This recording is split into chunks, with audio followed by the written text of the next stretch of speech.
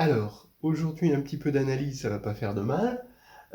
On sait qu'il y a un théorème fondamental en analyse qui nous dit que une fonction continue est primitivable, c'est-à-dire, alors primitivable, c'est que, on est on va prendre sur un intervalle ouvert, I, et f sur i est primitivable s'il existe une primitive, c'est-à-dire s'il existe une fonction grand F sur i, sur l'intervalle ouvert i, tel que grand F' est égal à un petit f, et grand F bien sûr dérivable. Voilà.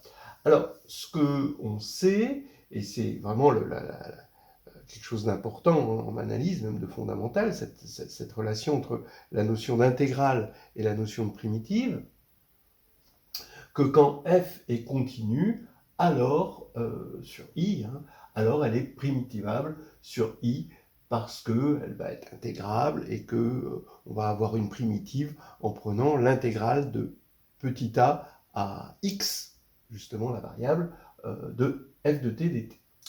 Bien, alors ce que je vais dire, c'est que ceci est faux. La réciproque est fausse. Et ça, c'est quelque chose que tout le monde devrait savoir. Avec le premier contre-exemple, alors après, il y en a de type beaucoup plus raffiné, mais disons que le premier contre-exemple, c'est, on va regarder, d'abord on part de la fonction grand F, qui est donnée par x2 sinus 1 sur x, si x est différent de 0, et 0 si x est égal à 0. Je dérive grand F. Alors si x est différent de 0, je vais avoir 2x sinus 1 sur x, et puis là, je vais avoir la dérivée de 1 sur x, ici, qui va s'éliminer avec le x2, en laissant un moins, et on va avoir moins cosinus 1 sur x pour x différent de 0. Et en 0, on revient à la notion de limite, on va avoir la limite de grand F de x moins grand F de 0, donc 0, sur x moins 0, et donc ça veut dire qu'on va avoir ça sur x, et comme ça, sinus est borné, et x tend vers 0, on va avoir une limite nulle pour x égale 0. Donc, je vais appeler petit f de x, cette fonction qui vaut ceci pour x différent de 0, et qui vaut 0 en 0. Là, vous voyez bien que f est primitivable, puisque, sur quoi? Sur tout R, puisque grand F' est égal à petit f. Donc, on vérifie bien le cahier des charges. En revanche, elle n'est pas continue. Alors pourquoi elle n'est pas continue? Si vous regardez cette fonction-là, vous faites tendre x vers 0, là, ça tend vers 0, mais ici, ça n'a pas de limite. Donc ici, on ne va pas avoir que limite de f de x quand x tend vers 0 est égale à f de 0. C'est différent de f de 0, donc c'est non continu en 0. Alors après, il y a des contre-exemples un petit peu plus impliqués, avec des fonctions qui sont primitivables et non continues sur un ensemble dense de points, etc. Bon, certainement des fonctions non continues, nulle part. Mais déjà là, on voit bien, on a un contre-exemple, et un contre-exemple en plus classique à bien connaître, que primitivable n'implique pas continu. Mais là, je vais aller un petit peu plus loin, et je remarque que la somme et la différence de fonctions primitivables est primitivable. Ça, c'est évident, puisque si petit f et petit g sont primitivables, ça veut dire qu'il existe grand F et grand G, respectivement, tel que grand F' égale petit f, grand G' égale petit g, et donc grand F plus grand G, grand F moins grand G, sont des primitives de petit f plus petit g, respectivement, petit f moins petit g. Donc ça, c'est évident.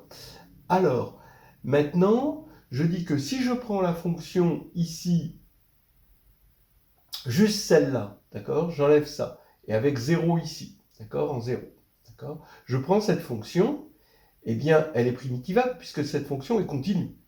Elle est continue pour x différent de 0, c'est facile de voir qu'elle est continue en 0, en prenant une limite, eh bien, cette fonction est continue. Maintenant, je vais prendre cette fonction-là, d'accord, avec moins cosinus 1 sur x et 0, pour x différent de 0 et 0 en 0, eh bien, elle va être primitivable, puisqu'elle va être somme, elle va être différence de la fonction petit f qui est primitivable et cette fonction-là qui est continue, donc primitivable.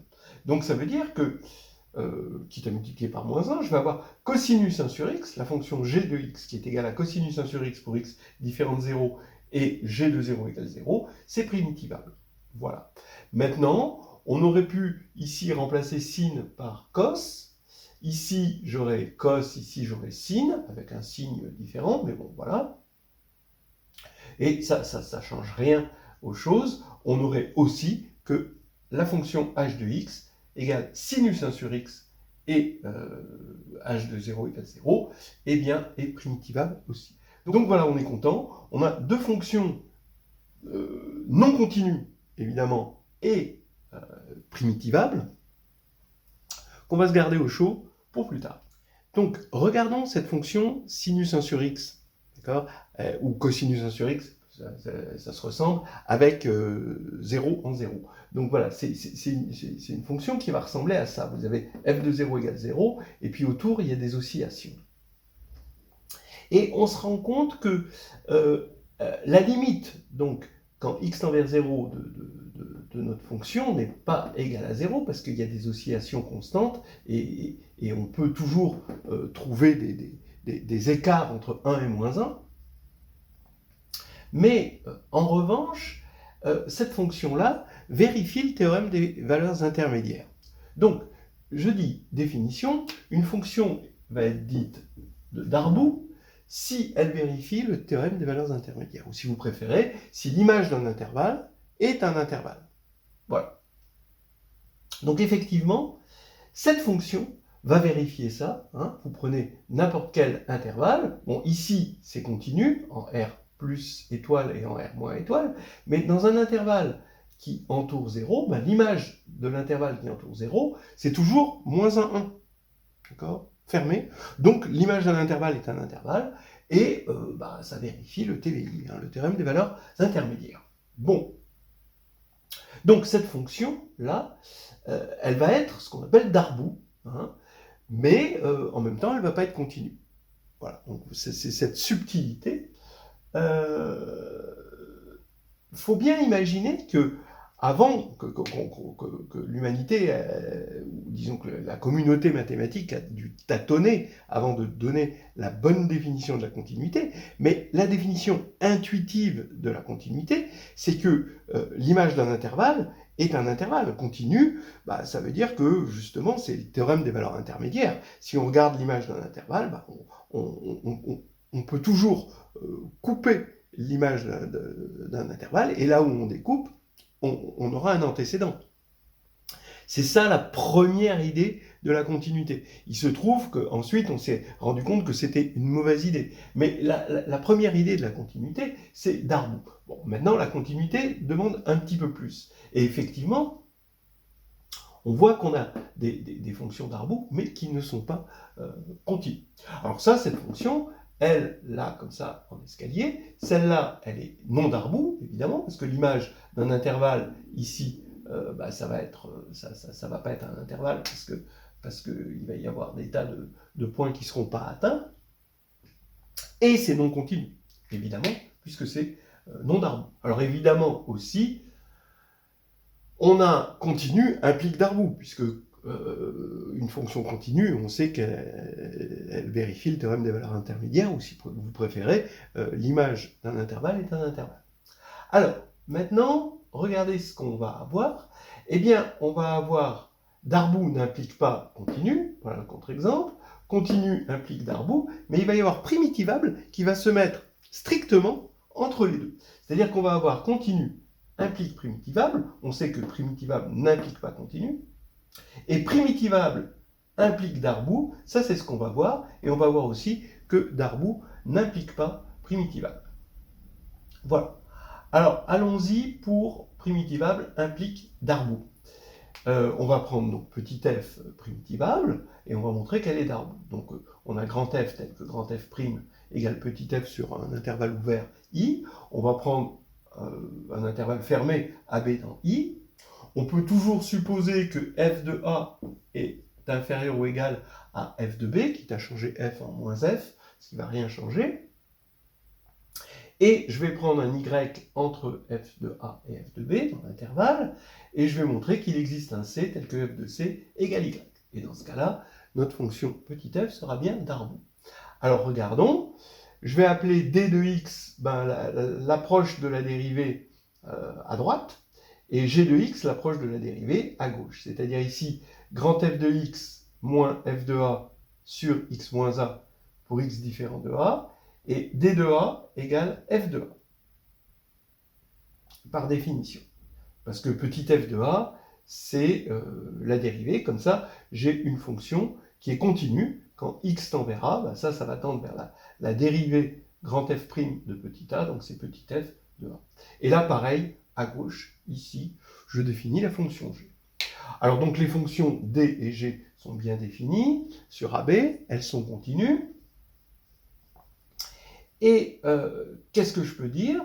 Je peux dire que d de a, donc c'est f de a, d de b, c'est f de b moins f de a sur b moins a, g de a, g de a, vous voyez que c'est grand f de a moins grand f de b sur a moins b, donc quand on multiplie par moins 1 des deux côtés, on retrouve ceci, c'est-à-dire d de b, et g de b égale f de b. Donc, il y a une fonction continue qui va de f de a vers ce machin-là, et une autre fonction continue qui va de ce machin-là vers f de b. Ce qui veut dire que notre y, qui est entre f de a et f de b, sera forcément atteint soit pour la fonction d, soit pour la fonction g. Et, bon, par symétrie du problème, on peut toujours supposer que y est atteint par la fonction d. Ou alors, si vous préférez, ce qu'on va faire pour d, on pourrait le faire aussi pour g. Alors, maintenant, regardez, on a donc un x0 dans l'intervalle AB, tel que d de x0 égale y. Donc maintenant, je peux supposer que x0, ce n'est pas a. Parce que si c'était a, ça voudrait dire quoi? Ça voudrait dire que y est égal à f de a. Donc là, dans ce cas-là, ce serait évident. Bon. Il n'y aurait qu'à prendre c égale a. Donc là, il n'y aurait rien à faire. Donc, x0, on peut supposer qu'il est différent de petit a. Et on va avoir, regardez, y égale d de x0. Mais d de x0, puisque x0 est différent de a, c'est f de x0 moins f de a sur x moins a. Mais par le théorème des accroissements finis, c'est f' de c, pour un certain c, compris entre a et x0. Et f' de c, c'est petit f de c. Donc on a démontré que petit f était Darboux. Voilà. Ça fait une jolie preuve, relativement classique quand même, à bien connaître. Et maintenant, on va montrer, alors donc pour l'instant on en est où? On a montré que continu impliquait primitivable, primitivable impliquait Darboux, primitivable n'implique pas continu. Maintenant je vais prouver que Darboux n'implique pas primitivable. Alors, regardons cet exemple. On a vu que g de x, qui est défini par cosinus 1 sur x pour x différent de 0, et g de 0 égale 0, est Darboux. Et même chose en remplaçant cosinus par sinus. Donc, je veux trouver une fonction qui est Darboux et qui ne soit pas primitivable.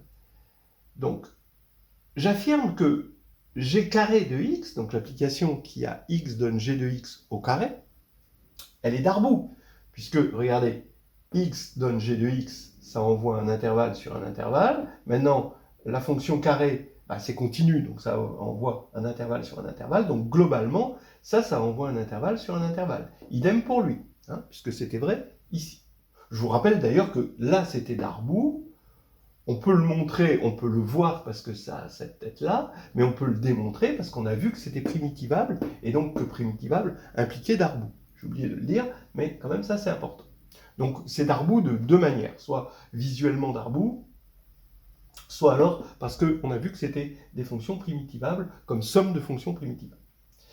Bien, maintenant j'affirme que ces deux fonctions ne peuvent pas être toutes les deux primitivables. Ce qui veut dire qu'il y en a une des deux, au moins, qui est non primitivable, alors qu'elle est Darboux. Alors regardez, si elles étaient toutes les deux primitivables, alors la somme serait primitivable, et la somme de ces deux fonctions, c'est g carré de x plus h carré de x égale 1, d'accord, pour x différent de 0, parce que cosinus carré plus sinus carré, ça fait 1, ça c'est pour x différent de 0, mais pour 0, ça fait toujours 0, parce que ça fait 0 plus 0. Mais plus, elle ne vérifie pas le théorème des valeurs intermédiaires, c'est-à-dire que c'est une fonction qui est comme ceci, avec un 0 ici, donc vous avez 1 partout, sauf là, 0. Et là, ça ne vérifie pas le théorème des valeurs intermédiaires. L'image d'un intervalle, ici, n'est pas un intervalle, là c'est l'ensemble 0, 1, dès que l'intervalle de départ contient 0. Alors ça, c'est très embêtant, parce que comme ce n'est pas une fonction Darboux, eh bien, ça ne peut pas être, par la contraposée, une fonction primitivable. Donc on a trouvé une fonction Darboux, soit celle-là, qui n'est pas primitivable.